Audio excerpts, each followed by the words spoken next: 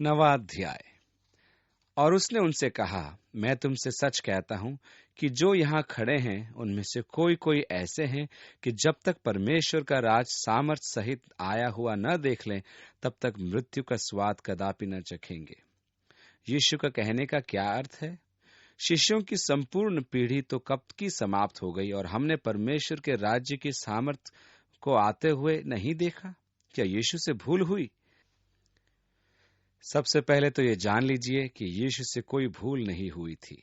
यदि धर्मशास्त्र की व्याख्या करने में मैं कोई ऐसी व्याख्या कर दूं जिससे ऐसा प्रतीत हो कि यीशु ने भूल की थी, तो मेरी व्याख्या यह दर्शाती है कि यीशु का कथन मूर्खतापूर्ण था, तो मेरी व्याख्या उचित नहीं। प्राय ऐसा होता है कि व्याख्या प्रभु के वचनों का अनुचित अर्थ समझाती है।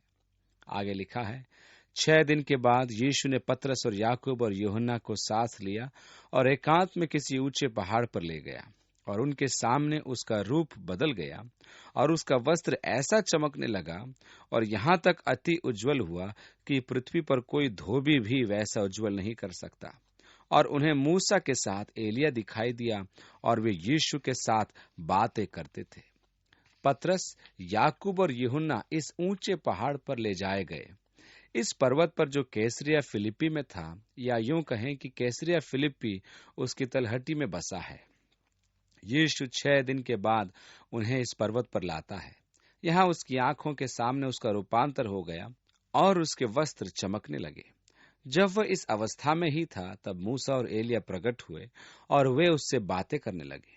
यीशु ने कहा था कि वहां कुछ ऐसे लोग भी हैं जो राज्य को सामर्थ्य में देखने से पूर्व मृत्यु को प्राप्त नहीं होंगे। और यहाँ परमेश्वर उन्हें समय के अंतराल में ले गया और उन्होंने वहां मसीह की उस महिमा और उसकी उस सामर्थ्य को देखा जिसमें वह फिर से आएगा।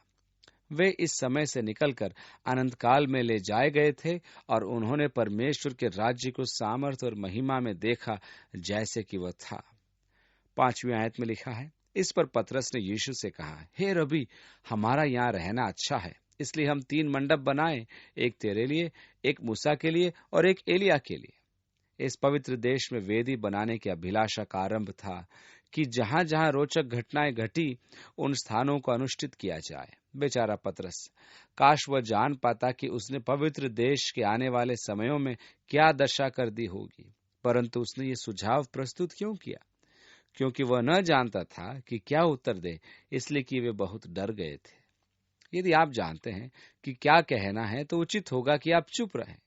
ऐसे भी लोग हैं जो कुछ बोलते नहीं हैं, परंतु उनके मुंह खोलते ही मूर्खता निकलती है, क्योंकि वे जानते ही नहीं कि क्या कहें। उत्तम तो ये होगा कि आप अपना मुंह बंद रखें। अपना मुंह बंद रखकर उन्हें समझने दें कि आप मूर्ख हैं, या फिर अपने मुंह को खोलकर उसे आप प्रमाणित कर दें। वे भयभीत हो गए थे, वे नहीं जानते थे कि क्या कहें, इसलिए पतरस ने यह मूर्खता का सुझाव प्रस्तुत किया। 7वीं आयत में, तब एक बादल ने उन्हें छा लिया और उस बादल में से ये शब्द निकला कि यह मेरा प्रिय पुत्र है, उसकी सुनो। हम इब्रानियों के अध्याय 1 में पढ़ते हैं कि परमेश्वर जिसने पूर्व काल में हमारे पितरों से भविष्यत वक्ताओं के द्वारा भिन्न भिन्न रूपों में बात की थी, उसने इन अंतिम दिनों में अपने प्रिय पुत्र के द्वारा हमसे बातें की हैं। यहाँ मूसा भी उपस्थित था। मूसा किसका प्रतिनिधित्व करता है? व्यवस्था द्वारा परमेश्वर की वाणी का। एलिया किसका प्रतिनिधित्व करता है? भविष्यत वक्ताओं द्वारा परमेश्वर की वाणी का। सामान्यतः पुराने नियम का विभाजन किस प्रकार किया जाता है? यीशु के शब्दों में व्यवस्था और भविष्यद्वक्ता दोनों आए हैं। परमेश्वर ने अलग अलग समय पर पितरों से व्यवस्था और भविष्यद्वक्ताओं से बातें की, परंतु इन अंतिम दिनों में उसने हमसे अपने पुत्र के द्वारा बातें की हैं। यहाँ व्यवस्था का संवाहक और भविष्यद्वक्ताओं का प्रतिनिधि दोनों पर्वत पर यीशु से बातें कर रहे हैं। परमेश्वर कहता है, यह मेरा प्रिय पुत्र है, उसकी सुनो। व्यवस्था तो मूसा के द्वारा आई, परंतु अनुग्रह मसीह यीशु के द्वारा आया, उसकी सुनो।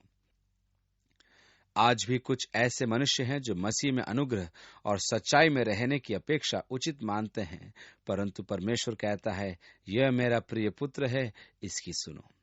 यीशु ने व्यवस्था और भविष्यद्वक्ता के विपरीत कुछ नहीं कहा। उसने कहा, मैं व्यवस्था को समाप्त करने नहीं वरन उसे पूरा करने आया हूं।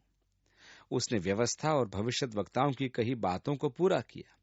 उसका जीवन ही भविष्यवाणी की पूर्ति थी। व्यवस्था और भविष्यवाणी की पूर्ति में उसने हमें परमेश्वर का यह मनोहर अनुग्रह प्रदान किया है, जिसके कारण परमेश्वर के साथ हमारी संगति है और उसके निकट आना अनुग्रह के कारण ही है। आगे लिखा है, तब उन्होंने एकाएक चारों ओर दृष्टि की और यीशु को छोड़ अपने साथ और किसी को न देखा। पहाड़ से उतरते हुए उसने उन्हें आज्ञा दी कि जब तक मनुष्य का पुत्र मरे हुओं में से जी न उठे, तब तक जो कुछ तुमने देखा है वह किसी से न कहना। उन्होंने इस बात को स्मरण रखा और आपस में वाद विवाद करने लगे कि मरे हुओं में से जी उठने का क्या अर्थ है। यह उनकी समझ से परे था। और उन्होंने उससे पूछा, शास्त्री क्यों कहते हैं कि एलिया का पहले आना आवश्यक है? देखा आपने कि उन्होंने कुछ पहचान लिया था, तू मसीह है, पर शास्त्रियों का कहना है कि मसीह से पूर्व एलिया का आना आवश्यक है। 12वीं आयत में उसने उन्हें उत्तर दिया कि एलिया सचमुच पहले आकर सब कुछ सुधारेगा, परंतु मनुष्य के पुत्र के विषय में यह क्यों लिखा है कि वह बहुत दुख उठाएगा और तुच्छ गिना जाएगा। अब आप कहेंगे कि यह धर्मशास्त्र में क्यों लिखा है कि एलिया को पहले आना है, और धर्मशास्त्र के अनुसार मनुष्य का पुत्र मसीहा को अनेक दुख क्यों उठाने हैं। परंतु यहाँ वह किसी और पक्ष की चर्चा कर रहा है। यह सत्य है कि धर्मशास्त्र कहते हैं कि एलिया पहले आएगा। उसमें यह भी लिखा है कि मानव पुत्र अर्थात मसीहा अनेक दुख उठाएगा। इस प्रकार मसीह के आगमन के दो पक्ष हैं। वह सामर्थ और महिमा में आएगा और उससे पूर्व एलिया आकर सब कुछ पुनः स्थापित करेगा। परंतु एलिया तो आ गया। यूहन्ना बपतिस्मा देने वाले ने एलिया की भूमिका निभाई थी कि वह अग्रगामी हो। इसलिए उसने कहा, परंतु मैं तुमसे कहता हूं कि एलिया तो आ चुका और जैसा उसके विषय में लिखा है, उन्होंने जो कुछ चाहा उसके साथ किया। यूहन्ना बपतिस्मा देने वाले के विषय में भी भविष्यवाणी पूरी हो गई।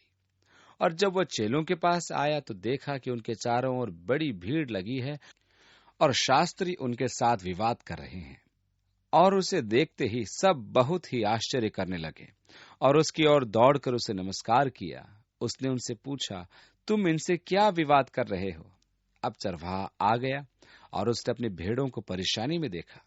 शास्त्री उनसे बातें कर रहे हैं। वह सीधा उनकी सुरक्षा के लिए जाता है। तुम उनसे क्या वाद विवाद करते हो? यही वह हृदय है जो एक सच्चे चरवाहे का होता है कि वह भेड़िए से अपनी भेड़ों की सुरक्षा करे।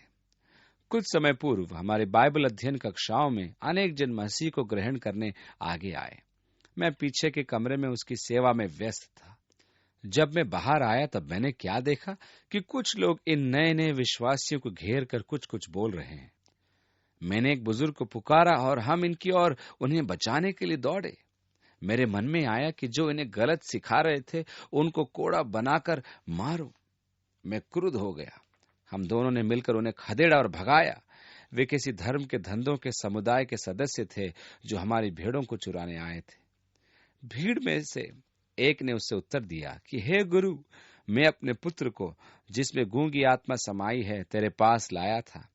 जहां कहीं वह उसे पकड़ती है वहीं पटक देती है और वह मुंह में फैन भर लाता और दांत पीसता और सूखता जाता है। और मैंने तेरे चेलों से कहा था कि वे उसे निकाल दे, परंतु वह निकाल न सके। यह सुनकर उसने उनसे उत्तर देके कहा कि हे अविश्वासी लोगों, मैं कब तक तुम्हारे साथ रहूंगा और कब तक तुम्हारी सहूंगा?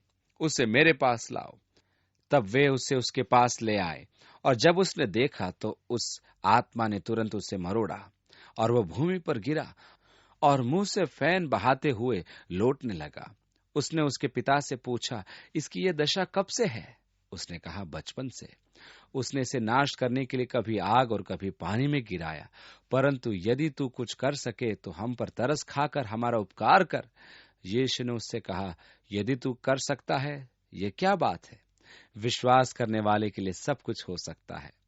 बालक के पिता ने तुरंत गिड़गिड़ा कर कहा, हे प्रभु, मैं विश्वास करता हूं, मेरे अविश्वास का उपाय कर। भावनाओं से युक्त एक चरित्र चित्रण। आप उस पिता की भावनाओं को समझ सकते हैं जिसका पुत्र दयनीय दशा में हो और वो बोल भी न पाए। अधिक दुख तो उसे इस बात का था कि उसके पुत्र को मिर्गी के दौरे पड़ते थे और वो तड़पता था। वो मुंह से फैन उगलता था और दांतों को पीसता था। वह कई बार इसके कारण पानी में भी गिर जाता था और यदि आग के पास से हो तो आग में भी गिर जाता था। पुत्र के इस रोग के कारण उसके पिता का दिल कैसा दुखता होगा। हताश होकर वह यीशु के पास आया। जब वह यीशु के पास लाया गया तो शैतान ने उसे फिर एक झटक दिया। वह नीचे गिर पड़ा और तड़पने लगा तथा उसके मुंह से फैन निकलने लगा। तब पिता गहन निराशा में बोला, हे प्रभु, यदि तू कुछ कर सकता है तो कृपया करके हम पर रहम कर। यीशु ने उसे उत्तर दिया, यदि तू विश्वास रखता है तो रख, क्योंकि विश्वासी के लिए सब कुछ संभव है। आह, कैसी महान प्रतिज्ञा! जो विश्वास रखे उसके लिए सब कुछ संभव है। जब यीशु ने देखा कि लोग दौड़कर भीड़ लगा रहे हैं और उस बालक का पिता पुकार उठा, मेरे जीवन के उस क्षेत्र में मेरी सहायता कर जहां अविश्वास अब भी शेष रहा है। इस प्रकार की घटना को देखने के लिए तो लोग जिज्ञासावश आगे चले आते हैं। 25वीं आयत में तो उसने अशुद्ध आत्मा को यह कहकर डांटा कि हे गूंगी और बहरी आत्मा, मैं तुझे आज्ञा देता हूं, उसमें से निकला और उसमें फिर कभी प्रवेश न कर। यहाँ ध्यान देने योग्य बात यह है कि यीशु ने उसे एक और आज्ञा दी कि उसमें फिर प्रवेश न करना। यीशु ने कहा कि जब दुष्टात्मा मनुष्य में से निकलकर बाहर जाती है तो वह निर्जन स्थानों में आवास खोजते, और यदि उसे वहां निवास स्थान नहीं मिलता तो वह पुनः अपने पुराने आवास पर आता है और उसे स्वच्छ एवं झाड़ा बुहारा देखकर बाहर जाकर अन्य 7 दुष्टात्माओं को साथ लेकर आता है कि उसके साथ उस आवास में वास करे। अब उस व्यक्ति की अवस्था उसकी पूर्व अवस्था से कहीं अधिक दयनीय बन जाती है। यही कारण था कि यीशु ने कहा उसमें फिर प्रवेश न करना। परमेश्वर के पुत्र पुत्रियां होने के कारण आप इन प्रधानताओं और अधिकारों से संघर्ष करते रहते हैं। हम एक आत्मिक युद्ध में संघर्षरत रहते हैं। हमें प्रेतात्माओं का व्यक्तिगत अनुभव नहीं होता है क्योंकि हम मसीह में हैं, परंतु जहां सुसमाचार नहीं पहुंचा है वहां प्रेतात्माओं द्वारा मनुष्य को ग्रस्त करते हुए देखा जा सकता है। तब वह चिल्लाकर और उससे बहुत मरोड़ कर निकल आई और बालक मरा हुआ सा हो गया, यहां तक कि बहुत लोग कहने लगे कि वह मर गया। परंतु यीशु ने उसका हाथ पकड़ के उसे उठाया और वह खड़ा हो गया। जब वह घर में आया तो उसके चेलों ने एकांत में उससे पूछा, हम उसे क्यों न निकाल सके? बहुत अच्छा प्रश्न। वे उस दुष्टात्मा पर सामर्थ नहीं पा सके थे। उसने उनसे कहा कि यह जाति बिना प्रार्थना व उपवास के नहीं निकल सकती। ऐसा प्रतीत होता है कि दुष्टात्माएं की भी श्रेणियां होती है, क्योंकि बाइबल उनका उल्लेख करती है। वह उन्हें प्रधानताओं और अधिकारों कहकर बताती है। उनके कुछ अन्यों से अधिक सामर्थी हैं और वे निष्कासन के लिए प्रतिरोध उत्पन्न करती हैं। यह उसी प्रकार की अधिक सामर्थी दुष्टात्माएं में से एक थी। इस समय शिष्य उसे निकाल नहीं पाए थे। यीशु ने आकर उसे निकाला। यीशु ने अपने शिष्यों को उत्तर दिया कि इस प्रकार की दुष्टात्मा केवल प्रार्थना और उपवास के द्वारा निकाली जा सकती है। आगे लिखा है, फिर वे वहां से चले और गलील में होकर जा रहे थे, और वह नहीं चाहता था कि कोई जाने, क्योंकि वह अपने चेलों को उपदेश देता और उनसे कहता था कि मनुष्य का पुत्र मनुष्यों के हाथ में पकड़वाया जाएगा और वे उसे मार डालेंगे और वह मरने के 3 दिन बाद जी उठेगा। ध्यान दीजिए कि वह बलपूर्वक कह रहा है। वह उन्हें अपनी मृत्यु के लिए तैयार कर रहा है, क्योंकि वे जानते थे कि वह मसीहा है, परंतु वह उन्हें उस प्रकार के मसीहा से परिचित कराना चाहता था जो उनकी आशाओं के अनुकूल नहीं था। पर यह बात उनके समझ में नहीं आई और वे उससे पूछने से डरते थे। वे समझ नहीं पा रहे थे कि वह अपनी मृत्यु और पुनरुत्थान के विषय में चर्चा कर रहा था, परंतु वे उससे प्रश्न करने से डरते थे। आगे लिखा है, फिर वे कफरनहूम में आए और घर में आकर उसने उनसे पूछा कि रास्ते में तुम किस बात पर विवाद करते थे? वे चुप रहे, क्योंकि मार्ग में उन्होंने आपस में यह वाद विवाद किया था कि हम में से बड़ा कौन है। वे घबरा गए कि कह दे, जी हाँ, हम चर्चा कर रहे थे कि पतरस कह रहा था कि वह सबसे महान होगा और मैं जानता हूं कि मैं हूं। हम इसी विषय पर विवाद करते रहते थे। वे प्रभु के सामने स्वीकार करने से झिझक रहे थे कि निरर्थक विषय पर वह वाद विवाद कर रहे थे। परमेश्वर के राज्य में कौन सबसे बड़ा कहलाएगा, इसी विषय पर वे बात कर रहे थे। हम सब की भी यही स्थिति होती है। हमने ऐसी बातें कही हैं कि यदि यीशु हमसे पूछे तू क्या कह रहा था या क्या कह रही थी, तो हम उसके सामने बिल्कुल चुप खड़े रहेंगे। हम कहेंगे, कुछ नहीं प्रभु जी। हमने ऐसे काम किए हैं कि यदि यीशु को पता चल जाए तो हमें लज्जा का अनुभव होगा, जैसे कि वो जानता ही न हो। हमें यही तो समझ लेना है कि यीशु हमारी बातों को और हमारे कार्यों को जानता है। बाइबल में लिखा है कि उसके समक्ष सब कुछ बेपर्दा है। हमें यह भली भांति जान लेना है कि हम उससे कुछ छिपा नहीं सकते। हमें यीशु की उपस्थिति के बारे में सदैव सचेत रहना है, जिससे कि हमें यह बोध होता रहे कि हम उससे कुछ छिपा नहीं सकते। यहाँ भी यीशु अपने शिष्यों को कुछ सिखाना चाहता था। ऐसे विषय पर चर्चा करने के कारण यीशु उन्हें झिड़कने या जलील करने की अपेक्षा उन्हें बड़े होने का समझाया कि वे किस प्रकार बड़े बन सकते हैं। क्या आप जानते हैं कितनी बार मैंने क्या सोचा और परमेश्वर का स्वभाव मैंने अपने प्रति सर्वथा भिन्न पाया। जब उसने मुझसे कहा, यहाँ आ, मैं तुझसे बात करना चाहता हूं, मैंने सोचा कि अब वो गरजेगा, क्योंकि मैंने तो सब घोटाला कर दिया है। आप तो यही सोचेंगे कि आज वो नहीं छोड़ेगा, परंतु होता क्या है कि वह अनुकंपा से परिपूर्ण हो कहता है, वह मेरी असफलता को दोष नहीं परन मुझसे प्यार करता है और मुझे उंगली उठाकर नहीं लेकिन अगली बार के लिए तैयार करता है। मैं प्रभु से प्रेम रखता हूं क्योंकि उसने कभी मुझे दोष नहीं दिया। वह सदैव कैसा अनुकंपी तथा सहायक सिद्ध होता है। यीशु ने कहा, मैं सोसर का न्याय करने नहीं वरन इसलिए आया कि संसार मेरे द्वारा उद्धार पाए, और वह जो विश्वास करता है वह दंड नहीं पाएगा। मैं यीशु में विश्वास रखता हूं क्योंकि मैं सिद्ध मनुष्य नहीं हूं। मैं लड़खड़ाता हूं, मैं गिर जाता हूं, परंतु वह मुझे दोष नहीं देता। जब मैं लड़खड़ा कर गिर जाता हूं तो वह आकर मुझे झिड़कता नहीं है, वह आकर मुझे समझाता है कि मुझे कैसे चलना चाहिए। वे एक महत्वहीन विषय पर वाद विवाद कर रहे थे कि कौन सबसे बड़ा होगा। इस विषय पर चर्चा करने के लिए यीशु उनका तिरस्कार करके यह नहीं कहता है, कैसी मूर्खता की बातें करते हो, परंतु वह बड़े प्यार से उनसे कहता है, देखो, क्या तुम बड़े बनना चाहते हो तो सुनो, यदि कोई पहला होना चाहता है तो वह अंतिम हो और सेवक बने। उसने एक बार यह भी कहा था, यदि तुम परमेश्वर के राज्य में बड़ा बनना चाहते हो तो सबके सेवक बनना सीखो। उसने यह भी कहा, यदि तुम अपने जीवन को बचाना चाहते हो तो तुम उसे खो दोगे, परंतु यदि तुम अपना जीवन मेरे कारण खोते हो तो तुम जीवन पाओगे। तो क्या तुम बड़े बनना चाहते हो? बड़े बनने के लिए मैं तुम्हें वो मार्ग दिखाऊंगा जो तुम्हारे विचारों के अनुकूल नहीं है। जो भी तुम में बड़ा बनना चाहता है वह सबका सेवक बने। इसका अर्थ यह हुआ कि किसी कलीसिया के पास्टर का वास्तविक पद है कि कलीसिया का सेवक, अर्थात सबका सेवक। मैं उन मनुष्यों से जो मसीह यीशु को ग्रहण करने आते हैं प्राय कह देता हूं कि आपको परमेश्वर की संतान बनने का क्या लाभ है? आपने सेवकों के समूहों को चुना है। हमारी कलीसिया में पास्टर का अर्थ सेवक ही माना जाता है। हम यहाँ कलीसिया की सेवा में उपस्थित हैं और सेवा के लिए सदैव उपस्थित हैं। यीशु ने कहा, यदि तुम में से कोई बड़ा बनना चाहता है तो सेवक बने। और उसने एक बालक को लेकर उनके बीच में खड़ा किया और उसे गोद में लेकर उनसे कहा। मुझे ये विवरण बहुत अच्छा लगता है। वह एक छोटे बच्चे को गोद में लेता है और वह उस बच्चे को उनके सामने प्रस्तुत करता है। उसने संभवतः उसे गोद में बैठा रखा है। वो मुझे ग्रहण करता है और जो कोई मुझे ग्रहण करता वो मुझे नहीं वरन मेरे भेजने वाले को ग्रहण करता है। यीशु के कहने का अर्थ यह है कि तुम एक बच्चों के साथ जो व्यवहार करते हो वो वास्तव में व्यवहार तुम मेरे साथ करते हो। उस संस्कृति में जब तक बच्चा अपने सामाजिक आयु को प्राप्त न कर ले वो इंसान में नहीं गिना जाता था।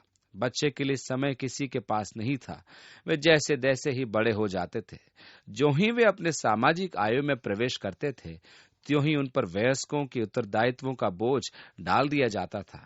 परंतु यीशु ने कहा, बच्चों को समय दो, क्योंकि यदि तुम किसी बच्चे को मेरे नाम से स्वीकार करते हो तो तुम मुझे स्वीकार करते हो, और यदि तुम मुझे स्वीकार करते हो तो मेरे पिता को स्वीकार करते हो जिसने मुझे भेजा।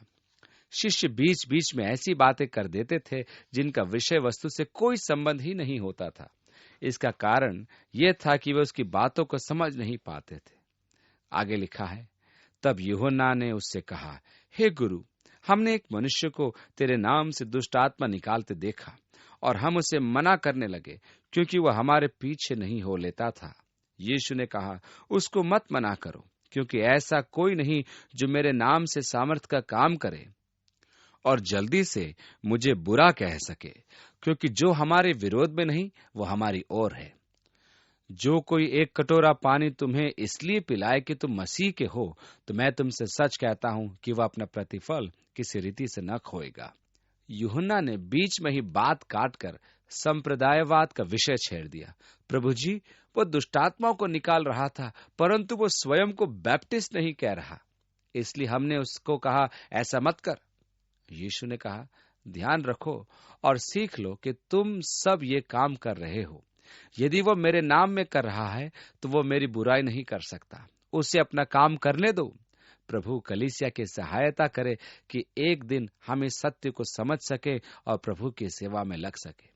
प्रभु हमारी सहायता करे कि हम बैरी को पहचानने में सक्षम हों। हमें मसीह यीशु के लिए उनके साथ काम करना है। सत्य तो यह है कि कलीसिया परस्पर स्पर्धा और संघर्षों में ऐसी व्यस्त है कि हम बैरी की सीमाओं को भेद नहीं पा रहे हैं। परमेश्वर पिता हमारी सहायता कर। काश प्रभु मसीह की कलीसिया वास्तव में एक हो जाए और आपस में प्रेम रखे और एक दूसरे को सहती जाए। 42वीं आयत में लिखा है, पर जो कोई इन छोटों में से जो मुझ पर विश्वास करते हैं किसी को ठोकर खिलाए, तो उसके लिए भला यह है कि एक बड़ी चक्की का पाट उसके गले में लटकाया जाए और वो समुद्र में डाल दिया जाए। मुझे यीशु की साहस की दाद देनी होगी। उसने कहा, उसके गले में चक्की का पाट बांधकर उसे समुद्र में डाल दो। यदि आप कफरनहूम की चक्की के उस पाट को देखेंगे तो चकित हो जाएंगे। वो बहुत बड़ा होता है और उसके मध्य हमारी चक्की के सदृश छिद्र होता है। यदि उसे आपके गले में बांधकर गलील सागर में डाल दिया जाए तो आप अति शीघ्र तल में पहुंच जाएंगे। कहने का अर्थ यह है कि बच्चे के मन में संदेह रोपित कराना कैसा दुष्टता का कर्म है। बच्चों के उस निर्मल विश्वास को नाश करना कैसा महान कुकर्म है। क्या आप जानते हैं कि जब मैं अस्वस्थ होता हूं तो किससे बुलाकर प्रार्थना करता हूं? बच्चों को। जब बच्चे मेरे लिए प्रार्थना करते हैं तो मुझे बहुत अच्छा लगता है। मैं अपने नाती पोतों को पुकार कर कहता हूं, दादा दादी के लिए प्रार्थना करो। उनके उस विश्वास की निर्मलता और सरलता को देखिए जो वे परमेश्वर पर रखते हैं। वह कैसा विकृत मस्तिष्क होगा जो ऐसे निर्मल विश्वास को नाश करेगा। यीशु की एक ही राय थी कि उसके गले में चक्की का पाट बांधकर उसे गलील सागर में डाल दिया जाए कि वह मेरे इन नन्हे विश्वासियों के विश्वास को आहत न करे। यदि तेरा हाथ तुझे ठोकर खिलाए तो उसे काट डाल। टुंडा होकर जीवन में प्रवेश करना तेरे लिए इससे भला है कि तू 2 हाथ रहते हुए नरक के बीच उस आग में डाला जाए जो कभी बुझने की नहीं। मित्रों, ध्यान दें कि ये यीशु के वचन हैं। आज अनेक आधुनिक विचारधारक कहते हैं कि नरक है ही नहीं, लेकिन ये वचन यीशु के हैं और मैं न तो इसमें कुछ जोड़ना चाहता हूं और न ही इनमें कुछ घटाना चाहता हूं। मेरे विचार में वह सब संतों से अधिक जानता है, इसलिए इन प्रचारकों और संतों पर विश्वास करने से अधिक उसके वचनों पर हमें विश्वास करना चाहिए। यीशु के अनुसार नरक एक वास्तविक स्थान है। किसी भी कीमत पर उससे बचना आवश्यक है। 45वीं आयत में, और यदि तेरे पांव तुझे ठोकर खिलाएं तो उसे निकाल डाल। यहाँ जो शब्द नरक के लिए प्रयोग किया गया है वो यूनानी भाषा में नरक के लिए आमतौर पर काम में लिया जाने वाला शब्द नहीं है। हेदेस यूनानी में उस स्थान को कहते हैं जहां अधर्मी पृथ्वी के गर्भ में रखे जाएंगे।